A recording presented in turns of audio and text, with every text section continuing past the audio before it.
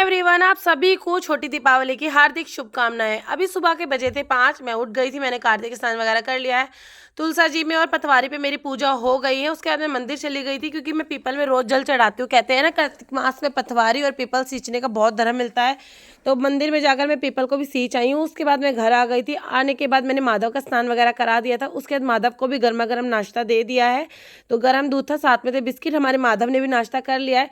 फिर मैंने अपनी और पतिदेव की बनाई चाय और साथ में लिए थे 2 रस, क्योंकि अभी मेरी तबीयत ना बिल्कुल ठीक नहीं हुई है। आपको शायद आवाज़ से ही पता चल रहा होगा।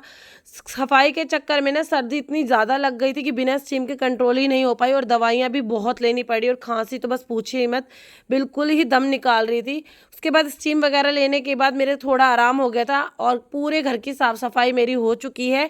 और आज खाने पीने की सब छुट्टी है, क्योंकि आज हमें जाना है हमारे परिवार में, हमारे बाबा लगते हैं, उनके यहाँ उन्होंने करना है गृह प्रवेश। तो हम सभी का खाना वहाँ है। कल भी सुंदरकांड था, लेकिन कल मेरी तबीयत ज़्यादा ख़राब थी तो मैं नहीं जा पाई। तो आज मैं जा रही हूँ। तो बस मैं और पतिदेव निकल चुके हैं घर से, तो अब उन्हीं के जा रहे हैं। और लीजिए, बातों बातों में बिल्कुल पता नहीं चला, हम उनके घर पहुँच भी गए थे। और बहुत टाइम बाद हो गया था, क्योंकि ना दिवाली की सफाई में और कामों में सब ऐसे लगे हुए तो कोई किसी से मिल नहीं पा रहा था। आज सब एक साथ मिलकर बहुत मज़ा आया। और मुँह का टेस्ट बहुत ख़राब हो रहा था। ये गोलगप्पे खाने के बाद तो टेस्ट बहुत अच्छा हो गया था मुँह का, क्योंकि सब कुछ कड़वा कड़वा लग रहा था बुखार और जुकाम की वजह से।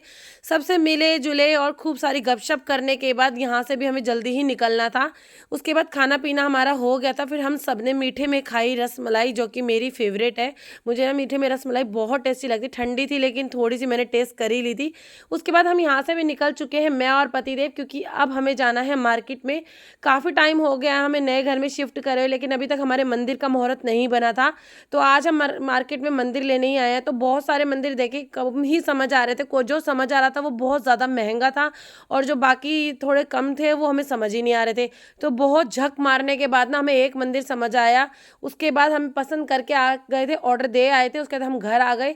घर आने के बाद मैंने कपड़े वगैरह चेंज करे, क्योंकि सारे दिन साड़ी में बिल्कुल नहीं रहा जाता। उसके बाद मैंने सबके लिए बनाया खाना। सिंपल सी दाल बनाई थी और रोटी बना दी थी। उसके बाद इतने मंदिर वाले भैया मंदिर लेके आ गए थे। फिर भाई पति देव का काम तक तो यही था। उसके बाद मेरा काम था। मैंने सारे मंदिर को अच्छे से सरफ से करा साफ। अब भाई कितने जनों के हाथ लगते थे, पता नहीं कैसे कैसे, तो मन नहीं मान रहा था कि मैं इसको ऐसे से ही कपड़े से पोंछ दूँ। तो मैंने अच्छे से सरफ डाल के बिल्कुल इसकी अच्छे से धुलाई कर दी है। पूरा घर धुल चुका है, तो भाई मंदिर कैसे रह सकता था। मैंने मंदिर को भी अच्छे से साफ कर दिया है। उसके बाद ना मैंने इसको किसी सूखे कपड़े से पोंछ दिया था, और सच में बहुत अच्छे से साफ हो भी गया था। मैं इसीलिए पत्थर का मंदिर लेना चाहती थी, क्योंकि पत्थर का जो मंदिर है ना वो अच्छे से साफ भी हो जाता है। और लकड़ी का आप नहीं कर पाते, क्योंकि हमेशा जोत और घी वगैरह के हाथ लगते रहते हैं ना, तो बहुत चीज़ें उसमें ना चिड़पिड़ी सी हो जाती है, और वो किचट सा जाता है, बिल्कुल साफ नहीं होता है। और पत्थर का मंदिर बहुत अच्छे से साफ हो जाता है, इसीलिए मुझे पत्थर का मंदिर ही लेना था। तो लीजिए, फाइनली मेरा मंदिर अच्छे से साफ हो गया था। उसके बाद मैंने ना थोड़ा सा गंगा जल डाल के इसको शुद्ध भी करना था, क्योंकि भाई हमारे भगवान इसमें विराजमान होंगे तो शुद्धाई तो चाहिए ही। तो बस इसके बाद मैंने पूरे मंदिर को गंगा जल से भी अच्छे से स्नान करा दिया था।